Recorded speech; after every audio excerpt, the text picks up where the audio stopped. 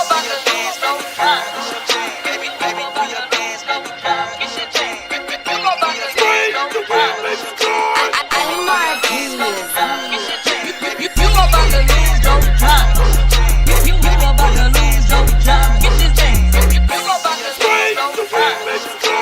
I need my dance, no time. And you about to lose your job. Get this thing. You about to lose your job. Get this thing. You about to lose your job. Cause you are just taking me for nothing. You about to lose your job. Get this thing. You about to lose your job. Get this thing. You about to lose your job. Cause you are just taking me for nothing.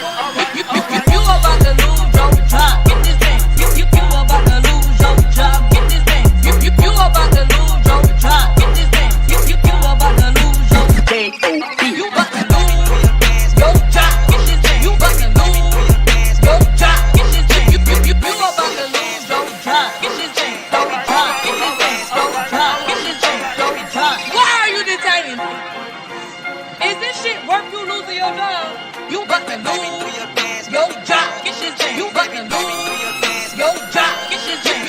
You about to lose your job.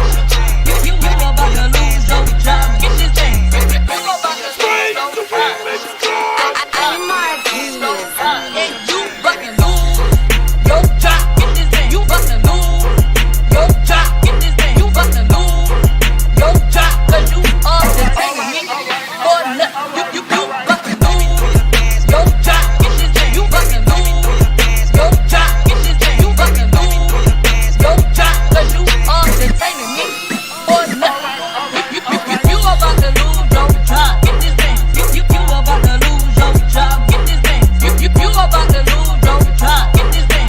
You about to lose your K.O.B. You about to lose your job. Get this thing. You about to lose your job. Get this thing. You about to lose your job. Get this thing. Your job. Get this thing. Your job. Get this thing.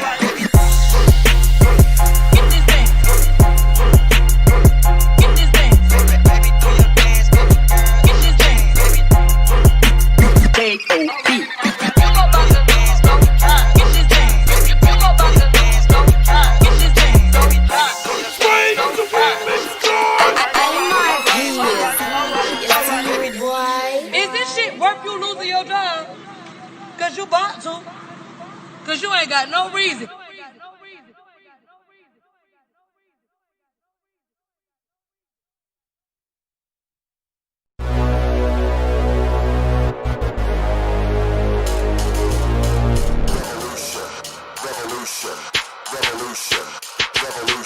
Thank y'all so much for coming in. Thank y'all for joining us tonight on Kicking It with Kirk. Thanks for tuning in to the Introvert Dating Success Show. Welcome to our second edition of Diversity in Lighting. Tonight's video is super off the cuff. The first question of the day, plain and simple, is marriage hard? We're going to be answering a question from a guy. His current girlfriend has been communicating with a toxic ex-boyfriend. How do we get BIPOCs into these positions of power? I want to talk about performative activism and why it's so harmful to the Black Lives Matter movement. So let's dive in it, man. Revolution. If you don't like what we doing, if you don't want to rock with the NFAC, that's cool. Form your own militia. There is a playbook for this shit. It's not like we have to create it from scratch just because now we're all digital. We need people who are there on the computer and off of it. You have to be there for the good and the bad. You can't just be there when it's most convenient for you. If they was really about what they was about, they would have been at all the formations. But you need to make sure also that Black ideas and Black people creating culture get funded. It's not just who we see on stage, it's those that they point to at their curtain call. Listen, have the conversation, be humble, admit what mistakes were made. These chat rooms can go, but this thing has me rolling. Somebody did say, what about them women who be proposing to their men? Should the men take their last name? Absolutely. Absolutely. If you want to be a part of this fight, you're going to have to learn to be uncomfortable. Revolution.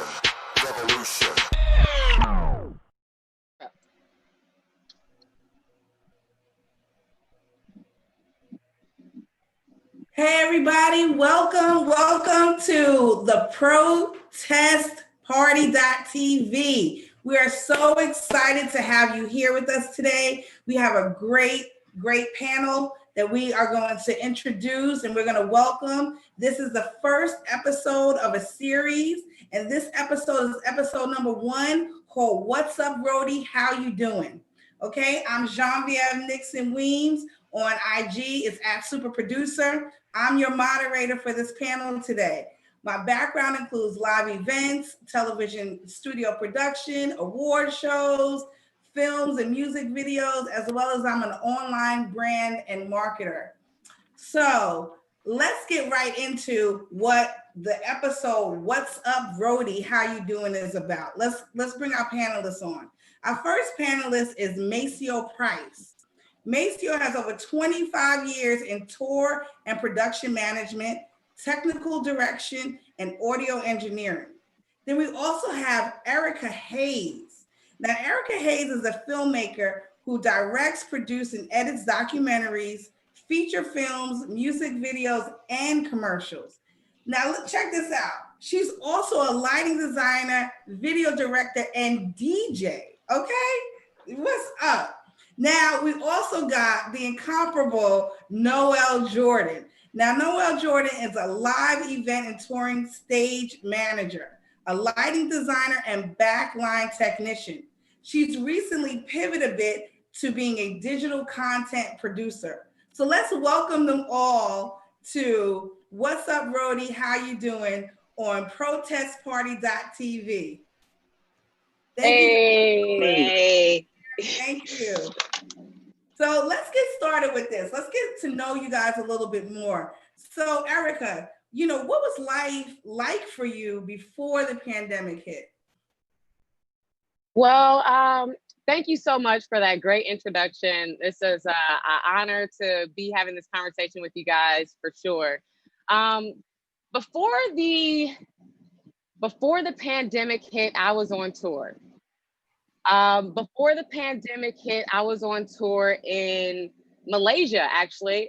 We were doing a Middle East and Asian tour, and I was with a really, really dope artist. And we had just did Egypt, Dubai. We had other cities on the tour, big 10,000 seat festivals and stuff like that. And then all of a sudden, shows started getting canceled. And then shows started getting postponed. And then shows started to just disappear, period. So we were supposed to do an extra 2 weeks. And all of a sudden, we had a flight home instead of a flight to the next situation. And even before our shows got canceled, while we were over there, everybody knew the pandemic was there. They were wearing masks, they were doing temperature checks, they were doing all types of preventative measures. They'd already canceled schools and stuff like that. But in America, we're still a little ignorant on the coronavirus. So, March 13th, I came home, and actually March 6th, I came home, and March 13th, they shut down California. And we've been shut down since. So is that where you are right now in California? Yes, I'm in California now. Okay, all right. So Noelle, where were you? What were you doing? What was life like before the pandemic hit? Life before the pandemic, it was nice. It was on the up and up. I just booked my first tour. Macia actually pulled me out of my venue, and we were out with this really dope artist, and in the first city, which was close here, but I was ready to be out. And we load in March 12th, we loaded in, and right after sound check, we're done. Like, the governor shut down Maryland. So we were like, all right. And just like Erica said, we were thinking the same thing. Like, okay, well, we'll move on to the next city, and we'll move. We'll just operate that way. Like, Corona be damned. Well, everything shut down, and yeah, now I'm here. I've pivoted to working on productions for virtual conferences and doing virtual events. So I've been able to segue a little bit into a different kind of career path, but still be adjacent somehow to events and production. But it's not the same at all. At all. And so you're still in the DMV, DC, Maryland, Virginia Yes. area? Yes, I am still in the DMV area. Right, in the area. So Macio comes with so much knowledge and history. He's been in the game for so long. Macio, come a little closer so we can see you. There you go. Sorry about that. So where were you? What were you doing before Corona hit? We were actually in week 2 of our tour, and it was funny because I had just hired Noelle out of her venue to start up with us when we got into the Maryland area. And I remember I got a call on the radio from my assistant telling me to come to the production office, and we got to the production office. A Live Nation rep was in there, and he was just like, so got good news, you got bad news. And I was like, okay, well, give us the bad news first. He was like, well, show's canceled.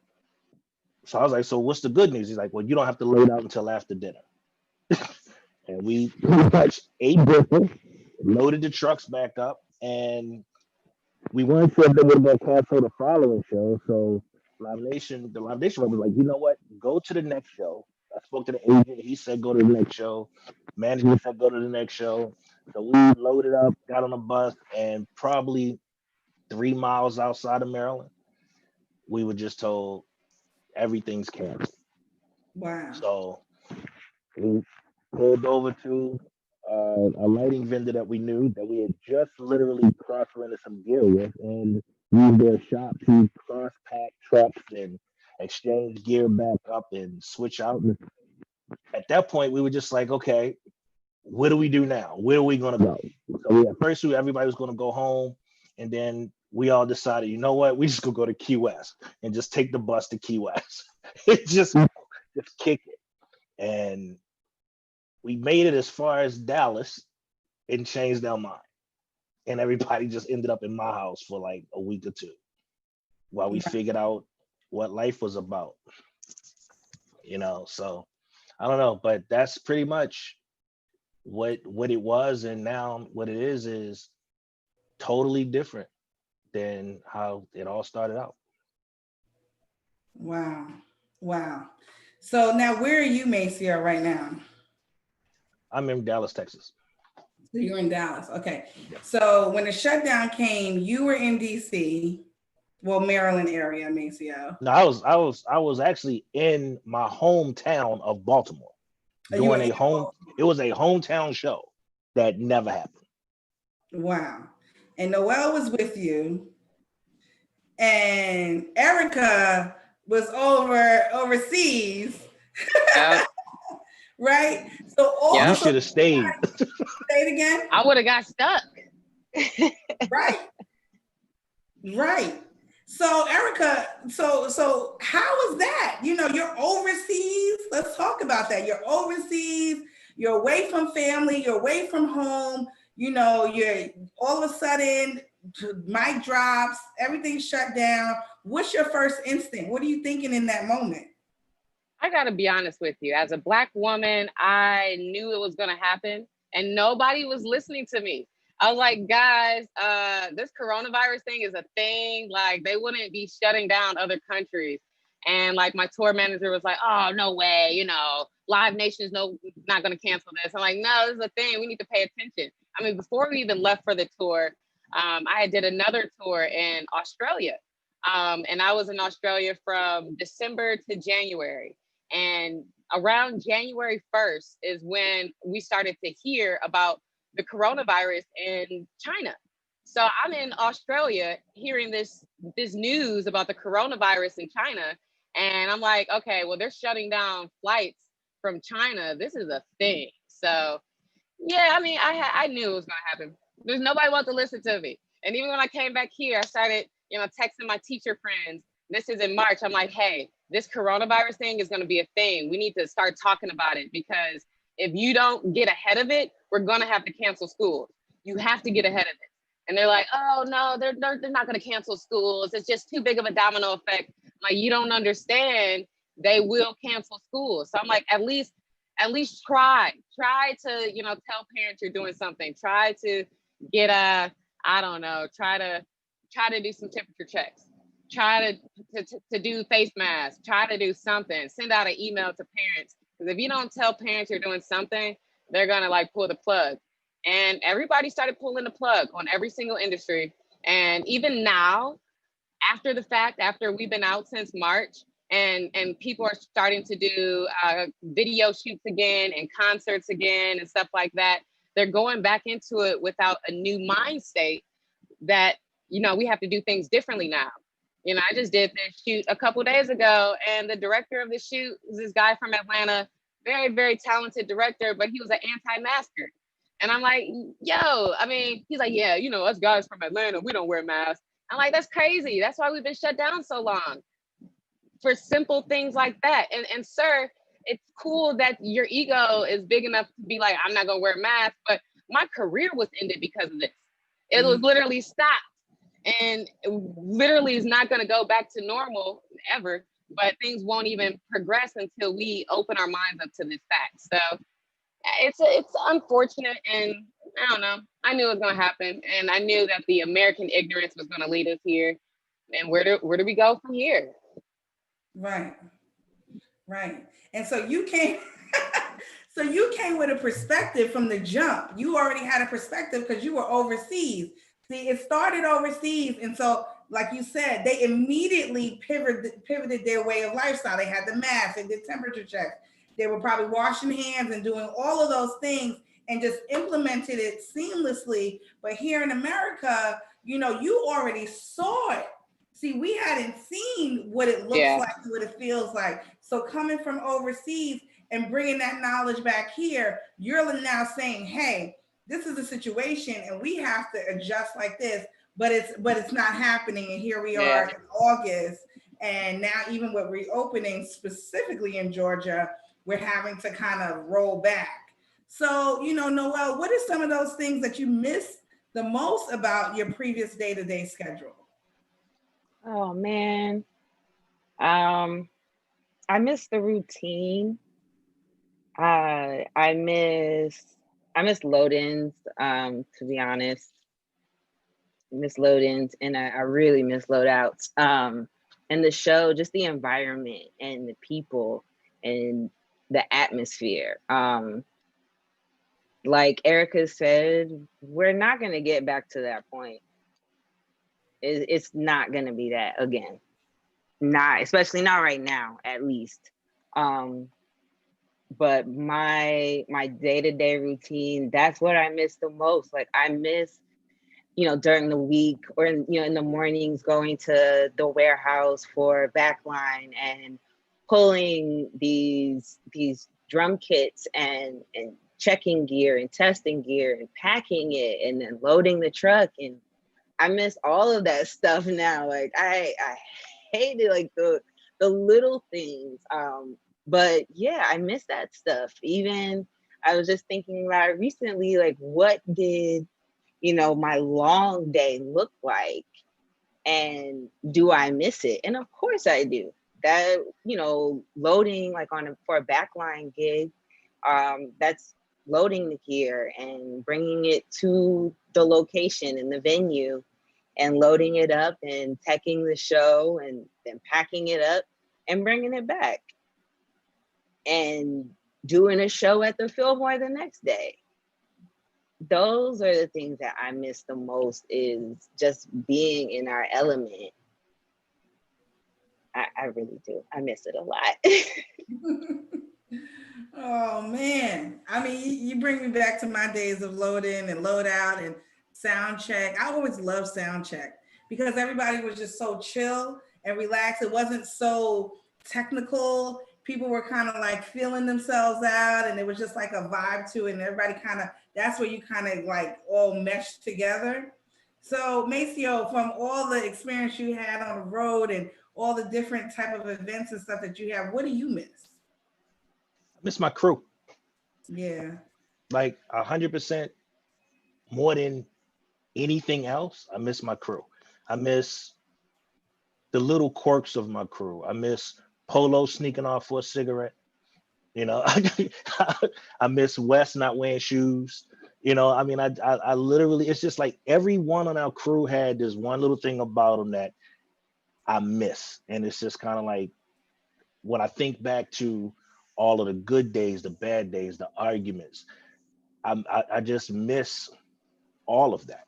You know, I miss Noel complaining about catering, you know, or you know, somebody Gil hiding under a blanket in the front lounge of the bus all day until sound check. You know, it just you just miss it, and then it just comes. I miss that calling all departments. You go for show, and then when you hear them say, "Yeah, we go for show," I miss the fact that nothing mattered but the team to get the job done.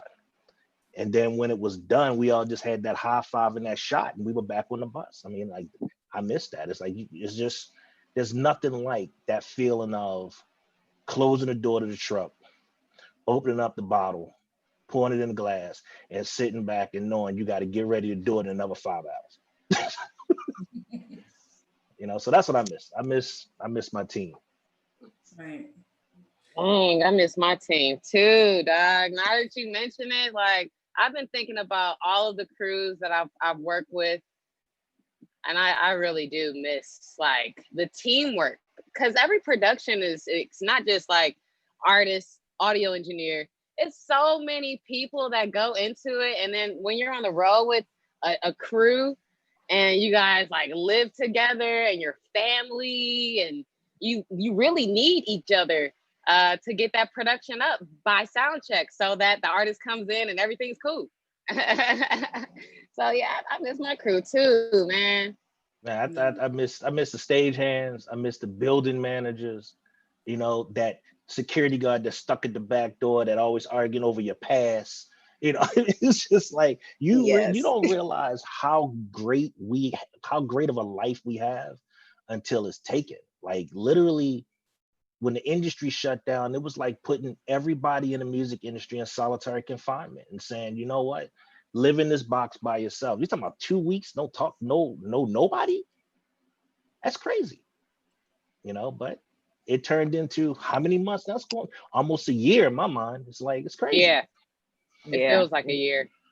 It does feel How like do you it. guys envision like a safe return back to the stage? Like, what does that look like? You know, when we get to come back together with our crew and our family, how do you even envision that looking? Can Beyond I take the that? mask and beyond the washing of the hands, how does that even work? I think from a crew standpoint, from a production manager, tour manager standpoint, it'll go back to, okay, I don't have to have that argument over why the heat is never turned on the bus anymore. You know, how do we keep the bus germ free? Why do we wipe the bus down so much? You know, we had just right before the actual day that they canceled the industry, we had went to no one touching the artist mic but me, because I was doing monitors at the time. And it was just like, under no circumstance, even a sound check, do we share mics. We were literally putting in new plans because of the virus 2 weeks too late, you know. And coming back, I think it's going to be the same thing. I think it needs to be a bubble, you know. Backstage needs to be guest free. Dressing room needs to be sealed until artists arrive. And honestly, I would advise against my artists even using dressing rooms anymore. I would put them on their bus, take them off that bus, put them on stage in that bubble, take them off that stage, put them back on the bus, send them down the highway into the next city. And as far as crew, the one good thing about my crew is whenever we went out in our own little isolated little bubbles. You know, we would take a section of the bowling alley, a section of the venue, a section of the club, whatever, and we pretty much stayed to ourselves. That would be the new normal, because now you don't know what you're hanging with and what you might bring back to that bus. And you know, once one person on the bus gets sick, the bus is sick. Then the tour is sick. Then the tour is over. You know, so I don't know. I think it's going to be a whole lot of don't share this, don't use this, disposable that, you know. And you know, the good thing is no more venue showers, because I'm sure we can argue with the accountants now that we can't use showers in venues. We need hotels every night. Need those hotels. You can't even cut that out the budget no more. That's right. That's right. And I think that's gonna be another thing. They won't be able to cut certain corners like we always cut. You know, we always cut a lot of corners on tour because accounting and budgets and this, that, and the other. But man, I mean, and then who's gonna put their foot down on that? I mean, is that the tour manager? And then what if the tour manager is trying to cut corners and stuff like that? And you know, that starts to get a little tricky. I tell you this, the tour manager is never the one that's cutting the corners. It always starts with the homie to the artist to the manager to the accountant to the tour manager. But it always starts with the homie that say, they a little too comfortable over there, so you should cut this. And then it just goes around and comes back to us. Yep. Right. So Noel, how do you envision that? Well, us getting back? Yeah. I mean, honestly, I would defer to Macia. Like, that's who I would call, even just to think of that, like, what would it look like? Because short of these pocket little concerts that they have popping up where like I saw one, it's like a sea of risers and in an open like parking lot. So I would be like, okay, I guess that I could see now, because you know it's implementing social distancing, but long term people want that experience again of meeting new people, of standing at least in a room together. I don't see right now how we can do that without me going to Macio first. Right. Yeah, so it's interesting. So as a producer, and I'm thinking like in so many aspects as how many things we touch together, from the stage door handle to imagine craft services. Everybody would probably have to have their own box, you know, with some wrapped seal, and just all the different things that like you said, dressing rooms and makeup you would change, you know, would share. And there's just so many things, you know, like Macio said, even the mic, because even with as a producer, somehow I'd be holding Patti LaBelle's mic until she could run back and do something, and you know, all of that. So there's just so many precautions that would have to go with a live event, let alone, you know, some of the festivals. Imagine the bathrooms, you know, the porta potties and all of that. There's just so many aspects to that. And then, you know, what you were saying, Noel, I did some research on how, you know, people are kind of adapting to that. And one thing that Keith Urban recently did is he had a drive-through movie, like a drive-through movie experience where he had the stage set up and he performed live with just like a skeleton crew. And then all the healthcare workers, it was like 125 different cars came, and they were all in their cars and they were spread out and, you know, designated distance. But, you know, that might be a kind of beginning to get back to experiencing that live, you know, music experience without having to kind of be in each other's space, you know? So I think the biggest problem with that is going to be, from a production standpoint, you can't pay for those shows. Like the average venue right now is 300 vehicles. So even if you put 4 people in each car, you know, you still don't have enough gate to pay for a larger act, unless the acts finally realize your glory days of $1 million a show, 250,000 a show is over. It's like this now time for the artist to suffer a little bit too. You're gonna have to take less money because your crew is still gonna have to do the same work. So it's unfair to say, well, your crew should take less money. No, you should finally take less money and reinvest back into your production now. Because even when you looked at that one you was talking about with the stages was here, then you had the different risers and decks. Each one of those decks is a $75 to $150 a deck. That has to be paid for. Then you have to have twice as many stagehands now to set it up if it has to come down and go back up.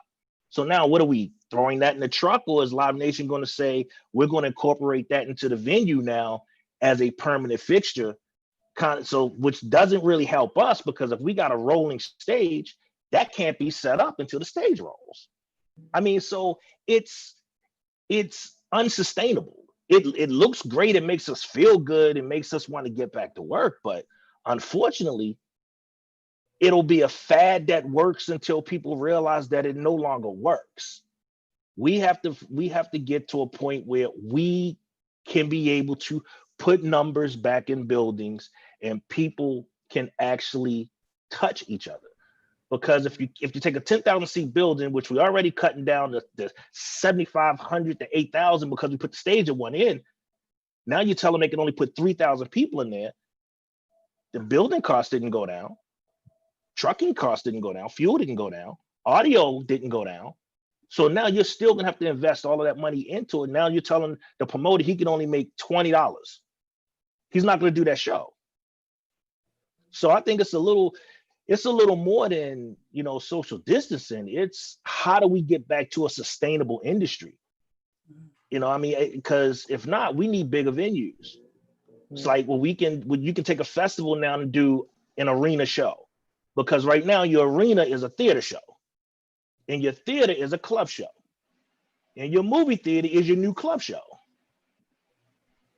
So the industry is now going to have to evolve into a sustainable program that works. And I think that is what people need to start focusing on, because Keith Urban does a lot of shows. He'll do a tour for $1 a show, $1 ticket. Hip hop won't do that. CMG does a $10 show for the 10th album or something like that. But telling artists that you're gonna do this whole tour and all you're gonna make is $150,000 total plus minus your expenses, it's unsustainable. That they just won't go out. They'll just sit home and do live stream stuff, and we won't work. So we need to come up with something. I would love to see somebody sit down and come up with, a roundtable meeting about how do we make a sustainable industry with the way this industry is, because the drive-in shows are great. I've modeled some out. I've actually literally sent budgets on them, but it's not sustainable. Right. So, right. Sorry. I think I cut somebody off. I apologize. No, that was great. Thank you for that. Yeah. Even to add to that, if you ladies wanted to add to it, is that, there are these newfound avenues, like Travis Scott, right? Because you were talking about hip hop artists, right? So Travis Scott did a concert within Fortnite, right? So they're thinking about all these different ways, you know what I mean? Now people are doing these quarantine themed music videos from home, and they're doing their own hair and makeup, and you see the difference, right? And then you have TikTok, right? So TikTok is really helping a lot of these artists because the music is going viral because of these dances and everything. So it's helping the spins, right? It's helping all of that. But so let me also segue into the DJs, right? So the DJs are doing phenomenal. A lot of them, especially like D-Nice, clearly is doing phenomenal because they're literally home. But the people now, the audience, right? the audience, so don't forget about the audience, right? We're stuck at home, but now we're in the same bubble you're in, right? But now we're feeling like, okay, we're a part of something. We're getting that feeling, the chat is going, but there's nothing like that live performance. So be it TikTok, be it quarantine videos, be it Fortnite, be it whatever, we still haven't kind of as an industry kind of come up with, like you said, a sustainable way. You guys want to add to that, Noelle and Erica? I agree. I definitely think some people think that we're going back to normal and they're still stuck on that. And I think it's going to take some time for them not to get stuck on that before we can have some real conversations. Because, I mean, if you're still trying to plan this tour in the fall and you're not even having these conversations, you're like, oh, no, they're going to open back up. Oh, no, woo, woo. I'm like, okay, this is going to take us a year or two to even have these real conversations. You know, it's going to take too many businesses, too many venues going out of business, too many production companies liquidating all of their assets. It's going to take somebody like a Four Wall to go out of business for artists to be like, oh, wait, all right. Okay, let's talk now. And maybe not, because, you know, maybe, you know, at the very beginning of this, I hate mentioning this guy's name, but at the very beginning of this, Donald Trump said that, you know, we're at the war with this coronavirus and there's going to be a lot of businesses going out of business and there's going to be a lot of new business owners. You know, there's going to be a lot of restaurants that's going to go out of business, but then there's going to be someone who's going to come back and buy that restaurant and make a new business. So, you know, maybe those big companies have to go out of business for our small companies to come up and really, you know, grow. But I don't know, man. It's also going to take some of these artists to be like, all right, I've been sitting at home for the last 3 months and this house that I'm renting for $20,000 a month ain't going to pay for itself. You know, all these cars that I'm renting for, you know, $5,000-$6,000 a month ain't going to pay for itself. I still got payroll. Maybe they don't, because some artists are slimy like that. They just like, they're not going to pay their people if they're not getting paid. But that's also another conversation that we need to have, because, you know, even when we do these venues or these concerts at these venues and stuff like that, you know, they will pay for the gear. They will pay for the gear up front. They will pay for the venue up front. They will pay for their insurance up front, but try to put their team on a net 30 or a net 2 weeks or a net whatever, call me back and then chase me for this money after the fact. But like, I don't know, some things have to change, and whether or not we care about our teams and our people, that's something that's going to be a big part of this change. I mean, sheesh. Yeah, I would say in regards to these video stream, these live streams that they're doing, everybody wants to see, you know, oh, their latest performance to their new song, and how are they gonna, you know, creatively present this to the world. Nobody's asking about the crew. It's not possible without the crew. You want this same level production that you got 7 months ago now. You want us to make a whole mountain out of a molehill and give you this $1 million budget with the money you can afford, because none of us are working. And it's like nobody's talking about that. Nobody's thanking us for that. It really is a thankless job. We're the first ones blamed and the last ones recognized. And throughout this, it's taking a toll on our mental. Let's just be real. Let's just call it out. Right. So that's what I was about to ask you next, is how was your mental that first, you know, 3 months, and how is it now that we, you know, about 7-8 months in? I'm doing better. I have this platform now, because this is something that I know I'm not dealing with alone. That's why I wanted us to have this conversation. I've been journaling just to get it out. I thank God I have a roommate, because if I was living alone, like so many of us are, I don't know. I really don't. But I'm very mindful of my mental health, and I take it very seriously. And I know that this is the most trying time for us. So I'm taking it literally day by day. That's the only way to do it. I mean, because you figure a lot of us are used to being around people.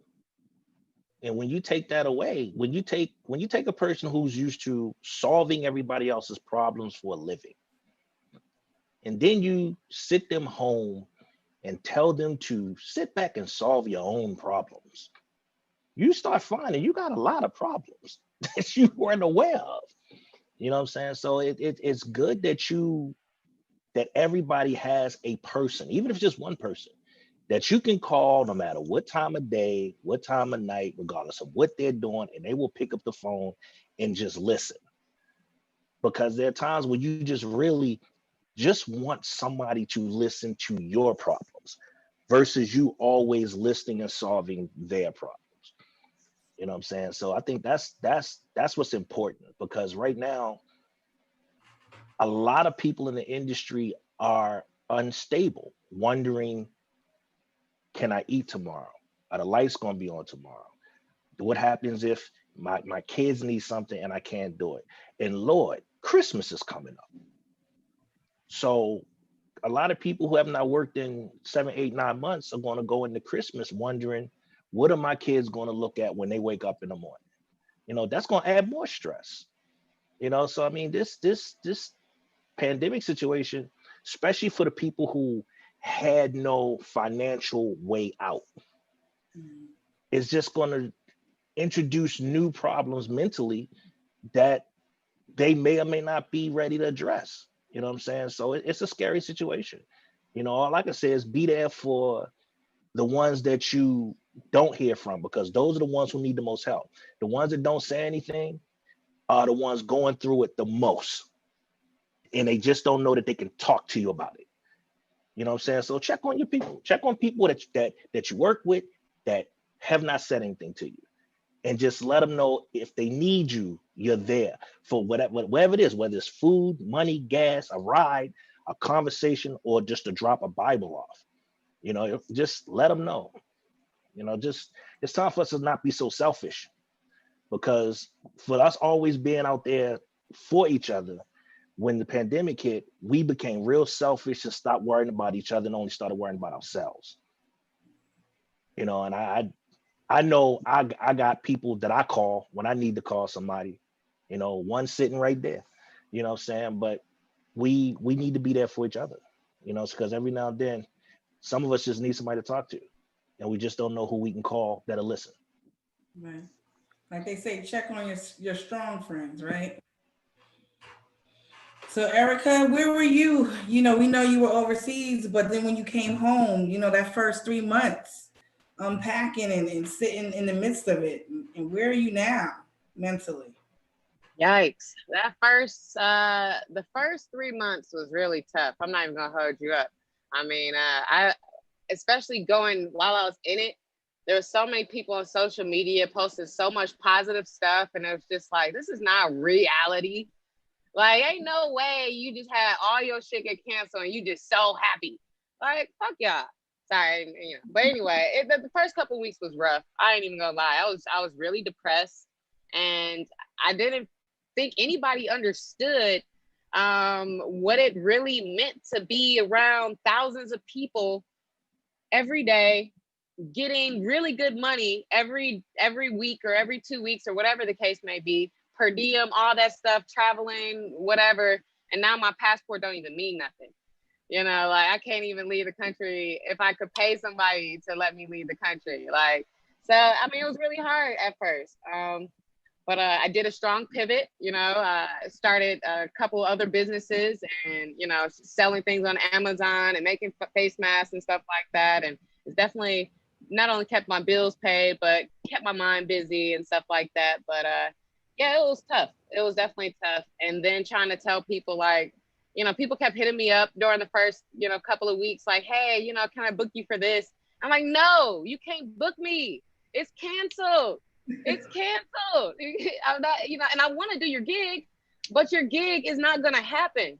And every time somebody was like, all right, we got something going on in April, we got something going on in May, and I'm like, no, you don't, you know. But like it came to a point where I stopped doing pre-production for people.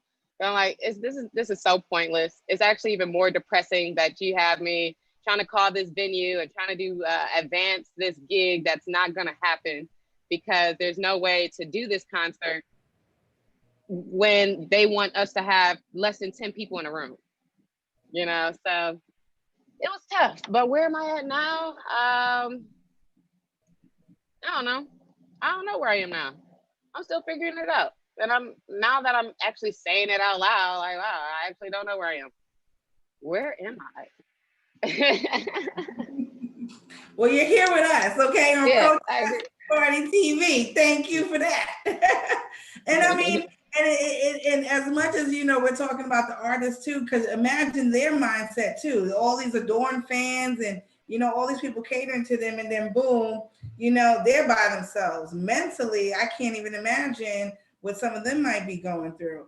But so let's kind of go further into the conversation. Now we're here, right? We're here. It is what it is, and we're trying to navigate through it. We're trying to deal with daily life, daily bills, and all of that, and try to keep ourselves inspired and focused on what we're doing. But have you guys ventured, you know, beyond your comfort zone and considered kind of pivoting and switching careers into something like you never thought of or never tried? Have you, you know, Erica's holding her head. Come on, Erica. What? Yeah, you know, there was this new ad campaign that the Trump administration pulled out, like, just find a new career. They had people doing welding jobs and construction jobs and all this other stuff. And I'm like, I've been doing this for a little over 13 years now. And yeah, I guess I could go into construction. I guess I could get a welding job. But I think I'm just gonna try to pivot within this situation and convince people to adapt to this new normal. And that's another reason why, you know, we've created Protest Party and stuff like that. We wanted to give an outlet for people, because yeah, you can go live on Instagram, you can go live on Facebook, YouTube, and all that stuff. But you know, you can watch DJs go live on Instagram, and then all of a sudden their feed gets cut out because they played a certain song. You know, and the same thing with Facebook and YouTube and stuff like that. So that was the reason for us creating our own platform, our own safe space. You know, you can't block us here. You can't kick us off here, you know. So yeah, man, I've been also thinking about a welding job too. Don't do it, girl. Don't do it. You're way too talented. Way too talented for that. Noelle, I know you started to pivot a bit. You kind of got into more of the digital production. Yes. What else are you, you know, you dabbling into, and explain, you know, how you pivoted into that? I actually pivoted into that. I worked with District Motherhood, which is an organization here in Washington, D.C. for Millennium Mothers of Color. And their annual conference, the Momference, this year had to pivot and go digital. And one of the co-founders of the organization is one of my best friends, Simona Noche Wright. And she asked if I could come and help out with AV for the conference. And with, you know, knowing my background, so I was like, of course, yeah, I'll help out. Now realizing that it was a whole production, realizing the magnitude of you're essentially taking an in-person experience and recreating that online. And the way that we were just able, especially myself, was able to just shift and really align with it, it seemed only right. It was very natural for me to pivot to digital conferences and events, what have you. But yeah, that's where I started. It was I helped out with the Mom French, just helping out with AV. And from there, I joined the Urban League. And about 2 weeks ago, they had their Eastern Regional Conference. And so I was on the production team for that as well. And it just fit. It just seems like, you know, well, it seems to be coming to me in my alley, and people are, you know, seeing that maybe I can add some insight and input into their productions that they're trying to bring digitally. And I like it. I really do. It's not as many people, but it still works. Like there's still that element of live. And I like that. That's the one aspect I think that I love the most about our industry is it's live in that element. And so being able to bring that to the digital space has definitely helped out as far as my mental is concerned with getting through this as well and finding a sustainable career post-COVID. Right. Well, congratulations for that. I mean, I know there's a lot of people probably in our chats and that will watch this and be inspired by that. So Macia, you want to be a welder? Do you want to be a cook? You know, you want to be a fashion designer? What you want to do, Macia? I've always been a cook, but okay. stock market is just like, I'm cool. So you like the stock market? Oh, always have. All right. Always have. Macia, we can talk offline. That's a good business. Trust me, my stock just split yesterday, baby. Trust me. It's funny because one of mine split yesterday too. We'll talk about it. We can talk offline, okay? Macia about to hire his own crew. We all going on the road. You get a room. You get a room. So, you know, so Erica, I see you there. I think come back. I'm here. Twisted your I think your camera. Okay, yeah, but it's cool on the screen. Okay, there you go. I just want to make sure you're good. So Erica, you talked about you know, you would be a welder or something, and somebody in the chat put the welder. Hey. But you know, I think it's actually a good skill to know because even as a lighting designer, we do weld some things, you know, especially like set pieces and, you know, lights, custom lights and stuff. Lighting trusses. Yeah, you know, so it's a good skill to know.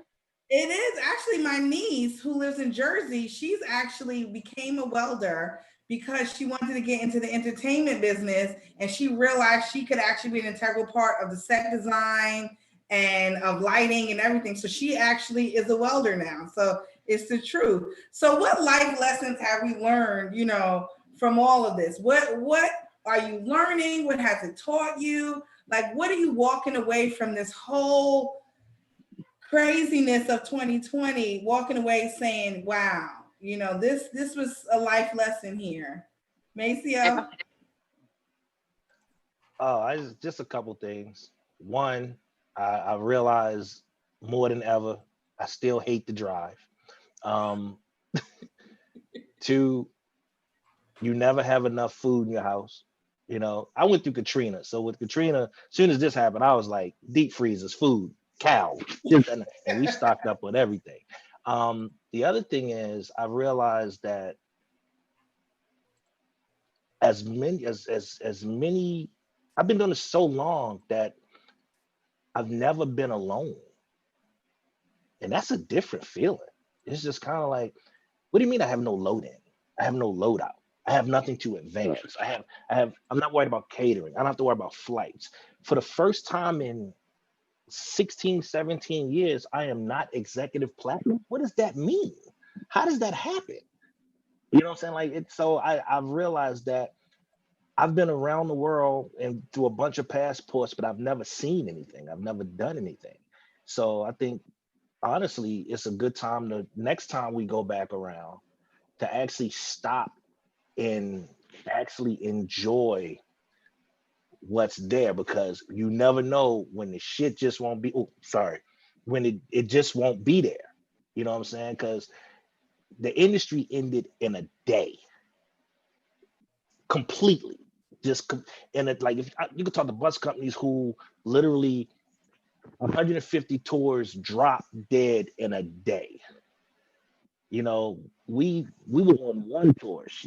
Erica was on another tour. Imagine how many of our friends and family were on tours that just ended. And for the rest of the year, nobody had anything on their calendar that they could say, yes, I will be there. You know what I'm saying? So I think the one thing I learned the most, in short, is have a plan B, because plan A just might disappear overnight. Yeah. Noel? For me, it is to value time and space with others. I think that was just, something we took for granted or didn't realize how important and precious it really is. Just spending time with people, sharing a laugh, sharing a moment with people. That's the biggest thing for me, because I feed off of that, like off of other people's energy. And when you don't have that, it's like wow, I didn't realize how important this was to me and how much I valued that, because I miss it so much. And so when I am able to see somebody, be it, a social distance drive by, birthday shout out, I'm there honking my horn to share in this moment, because they're all precious. Erica? Sheesh. I've learned that my house is my kingdom and my safe haven, and that my home should be the most comfortable and most peaceful and most exciting and most everything that I could need should be at home. And that's what I built over these last couple of months. I mean, even before this all happened, I was always making my home a safe haven and stuff like that. But now, especially when we have these stay-at-home orders and you can't go anywhere and stuff, like, it's so important for my home to be comfortable. And in that comfort, that's my husband being happy. That's my son being happy. That's, at one point my parents were staying here during the middle of COVID, and it was great to have them here because I could, lock them in their room and make sure they were staying safe and stuff like that. But yeah, I just house. It used to be like, my client, is my client happy? Is my client cool? Is my client house all right? Is my client production okay? Does my client have everything they need? And now I'm like, let me just go plant a garden. My priorities are changing a little bit. Right.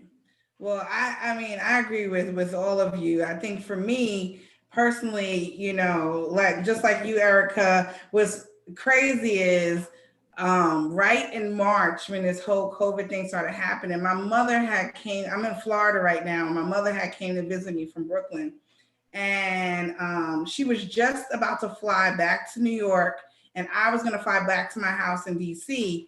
And something was just in the air about this corona, and I just told my husband, and he was actually in Maryland. I was like, we're not coming. He was like, what do you mean you're not coming? I was like, it's something in my gut, and how I am about my instinct. I was like, I'm not getting on a plane, and I'm not doing it. We're going to stay here. So he wound up coming. I wound up canceling my mother's flight. My mother is still here with me, okay? My mother is still here. My actually, sadly, my husband's mother passed from COVID about 2.5 months ago. Thank you. About 2.5 months ago. And his dad came and stayed with us for about 8 weeks. And he wound up going back to Baltimore recently.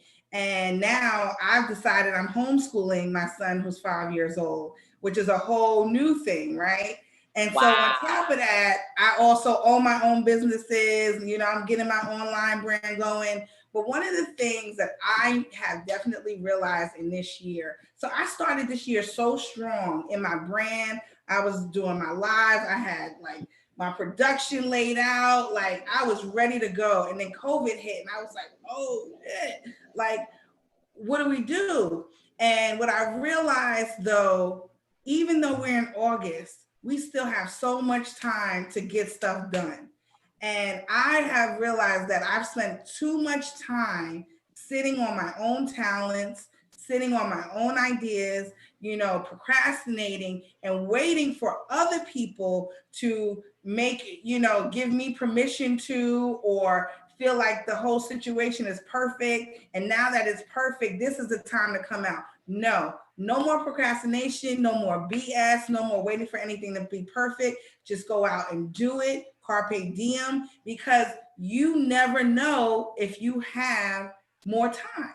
You just don't know. And the way this Corona thing and COVID hit, I mean, it doesn't even give you time to kind of, you know, wind it down. You know, you literally, it's a matter of days. You see somebody and then a couple of days later, they're gone. So all of these brilliant ideas and all of the things that we have in us, I would encourage everybody who's watching this and everybody in the chats and of course my panelists, go for it. Make no excuses about it.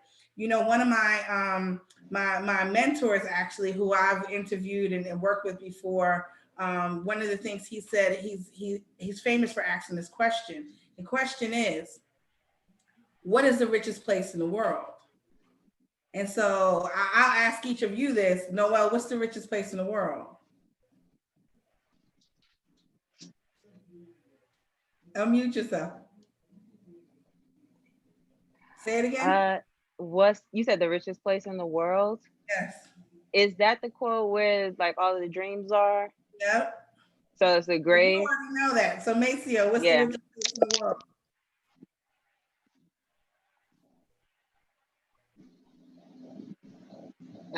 We muted. Oh yeah, Mace. Unless it's a trick question, I would say the richest place in the world would be my mind. Okay, there you go, Erica. Yeah, I was going down that same road. Like my heart is the richest place in the world.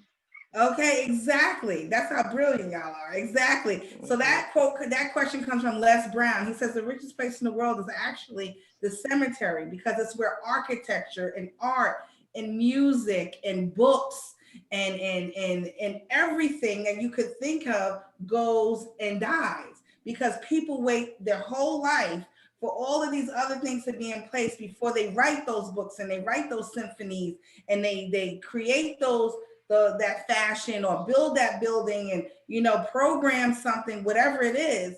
So what I've learned and what I'm encouraging everyone here is that, you know, our conversation started out with, you know, what's up, Roadie? How you doing? And how this COVID has, you know, pivoted us in our life and how we've kind of become stagnant.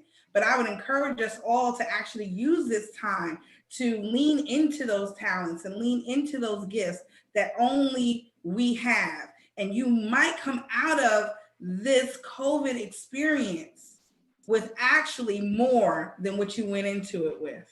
So I just want to encourage everybody that. I want to also encourage you guys to come back next Tuesday.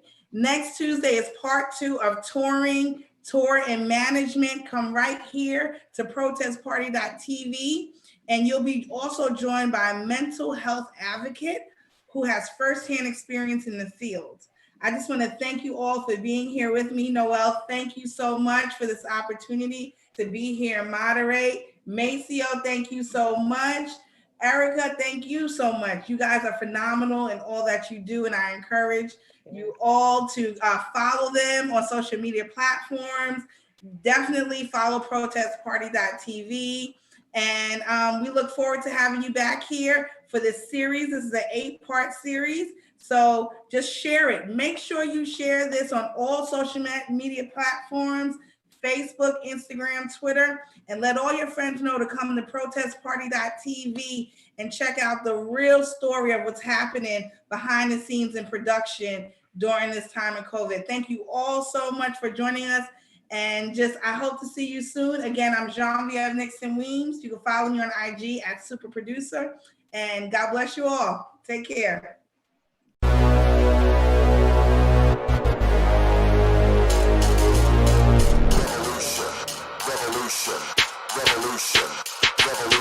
Thank y'all so much for coming in. Thank y'all for joining us tonight on Kicking It with Kirk. Thanks for tuning in to the Introvert Dating Success Show. Welcome to our second edition of Diversity in Lighting. Tonight's video is super off the cuff. The first question of the day, plain and simple, is marriage hard? We're going to be answering a question from a guy. His current girlfriend has been communicating with a toxic ex-boyfriend. How do we get BIPOCs into these positions of power?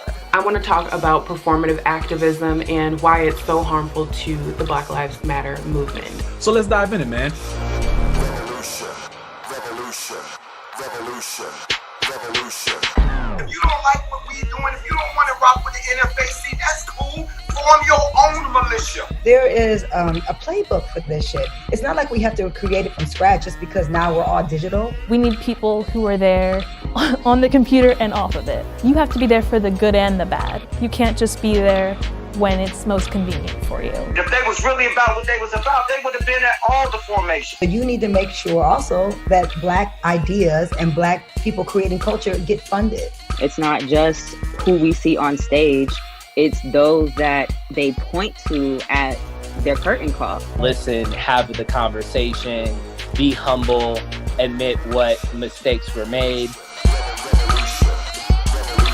These chat rooms can go, boy. This thing has me rolling. Somebody did say, what about them women who be proposing to their men? Should the men take their last name?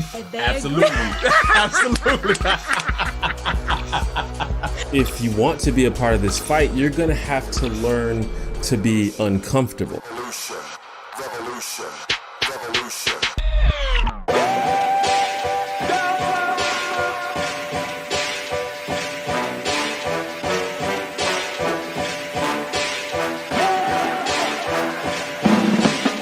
We don't need all these cops. We don't need no Billy Club. Y'all done enough. No justice, no peace. No racist, no peace. Enough is enough. Somebody imagined shackles on Black wrists, and yet people believed it to make it true. Somebody imagined borders, and enough people believed it to make it true. Somebody imagined police, and enough people believed it to make it true. So we have to be the diviners of change, the disruptors of truth. We must imagine differently. We have to stop the nonsense and take back our community, and we have to police ourselves. Fight like Ali for your life. This event has been deemed an unlawful assembly.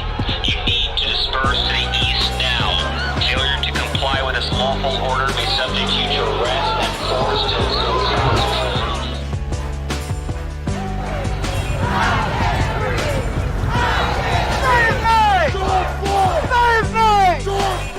System of policing has got to go. Say her name.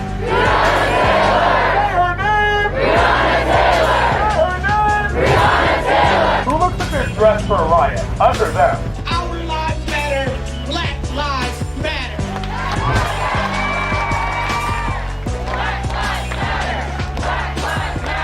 It could have been me. It could have been you. It could have been anybody I heard, man. One injustice, one place is an injustice in every place. And we got to come together.